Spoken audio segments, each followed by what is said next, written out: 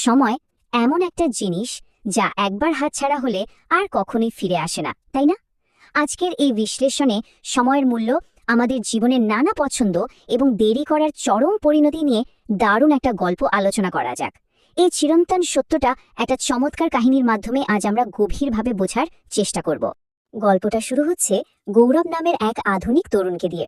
ওর অবস্থাটা কিন্তু বর্তমান সময়ের অনেকের সাথেই মিলে যায়। একদিকে পড়ার টেবিলে বইয়ের স্তূপে ধুলো জমছে, আর অন্যদিকে সে মগ্ন হয়ে স্ক্রোল করে চলেছে একের পর এক মোবাইল রিলস। পরিবারের শত বারণ সত্ত্বেও নিজের ভবিষ্যতের গুরুত্বপূর্ণ পড়াশোনাকে অবহেলা করে ইনস্ট্যান্ট গ্র্যাটিফিকেশন বা তাৎক্ষণিক আনন্দের কাছে সে যেন পুরোপুরি হার মেনেছে। আর ঠিক এখানেই লুকিয়ে আছে সবচেয়ে বড় সমস্যাটা, ভয়ঙ্কর সেই অলসতার ফাঁদ। এই মায়াজালটা এতটাই ধূর্ত যে এটা সারাক্ষণ আমাদের বিশ্বাস করতে বাধ্য করে যে দিনের শেষে এখনো প্রচুর সময় বাকি আছে। কোনো জরুরি কাজের কথা মনে হলেই ভেতর থেকে আওয়াজ আসে, আরে এখনো তো অনেক সময়, ঠিক পরে করে নেব। এটা ধীরে ধীরে কাজের প্রতি এক প্রবল অনীহা তৈরি করে দেয়। আমার কাছে প্রচুর সময় আছে, আমি পরে করে নেব। এই একটা মাত্র বাক্য যে একটা মানুষের জীবনের গতিপথ কিভাবে থামিয়ে দিতে পারে, সেটা একবার চিন্তা করলেই অবাক হতে হয়। এই একটা মানসিকতার জন্যই গৌরব বারবার ব্যর্থ হচ্ছিল। চোখের সামনে তার বন্ধুরা সব তরতর করে এগিয়ে যাচ্ছে, আর সে পড়ে আছে ঠিক সেই একই জায়গায়, একই ব্যর্থতার বৃত্তে। একটা পর্যায়ে গিয়ে চরমভাবে উপলব্ধি হয় যে এভাবে আর চলছে না।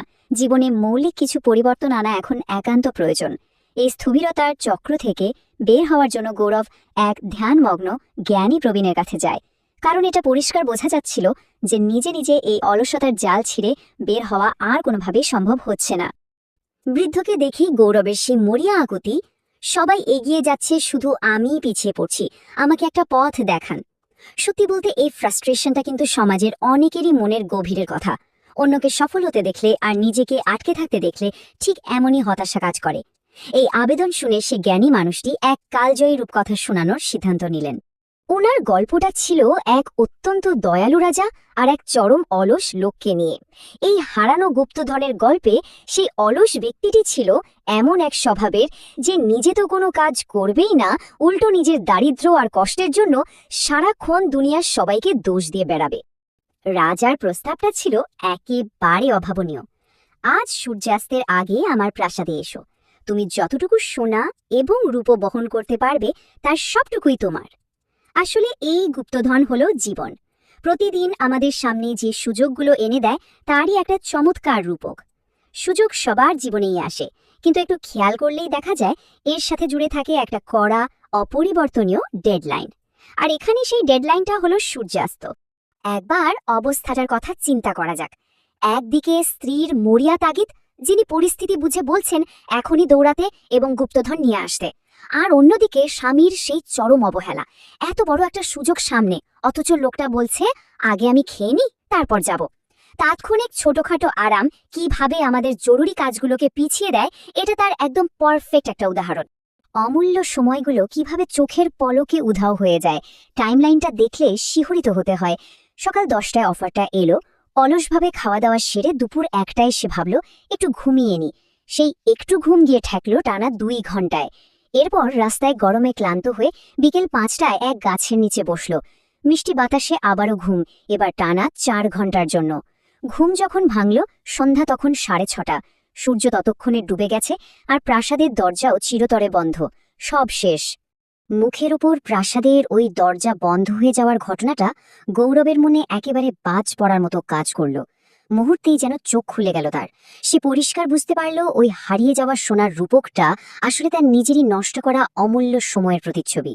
সময়ের অপচয় মানে আক্ষরিক অর্থেই জীবনের সবচেয়ে বড় সম্পদটাকে ছুঁড়ে ফেলা। আর এই উপলব্ধিটাই পুরো গেম চেঞ্জ করে দিল। গৌরব আর একটা কথাও না বাড়িয়ে সোজা ফিরে এলো। শুরু হলো এক আমূল পরিবর্তন। সে একটা পরিষ্কার ছক কষে ফেলল। প্রথমেই সব টাল বাহানা বা বিলম্ব করা বন্ধ, তারপর স্পষ্ট লক্ষ্য স্থির করা, এরপর কঠোর পরিশ্রম, আর পরিশেষে সাফল্য অর্জন। ঠিক এই পথটা ধরেই গৌরব পরিণত হল তার কলেজের সবচেয়ে প্রতিশ্রুতিশীল একজন ছাত্রে।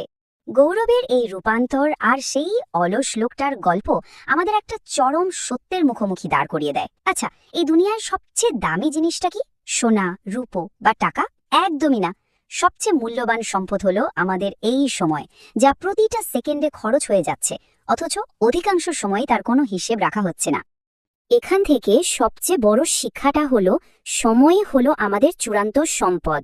মোবাইল স্ক্রোল করা বা অপ্রয়োজনীয় আড্ডার পেছনে সময় নষ্ট করলে রিটার্ন হিসাবে শুধু একটা জিনিসই পাওয়া যায়, আর তা হলো অনুশোচনা। তাই সুযোগ যখনই সামনে আসবে ঠিক সেই মুহূর্তে সেটাকে কাজে লাগানো অত্যন্ত জরুরি, কারণ সঠিক সময়ে কাজ শুরু করলেই কেবল কঠোর পরিশ্রমের আসল ফল মেলে। আজকের এই বিশ্লেষণ একদম শেষ পর্যায়ে চলে এসেছে। ঘড়ির কাঁটা কিন্তু টিকটিক করে চলতেই থাকছে। এই মুহূর্তগুলো সম্পূর্ণ অপরিবর্তনীয়। তাই শেষে শুধু একটা কথাই ভাবার মতো, আজকের এই সূর্যাস্ত কি নতুন কোনো সুযোগ কাজে লাগানোর গল্প লিখবে, নাকি অনুশোচনায় হারানো আরও একটা দিন হয়েই থাকবে? সময় এবং সিদ্ধান্ত দুটোই কিন্তু এখন আমাদের হাতে। সাথে থাকার জন্য অসংখ্য ধন্যবাদ।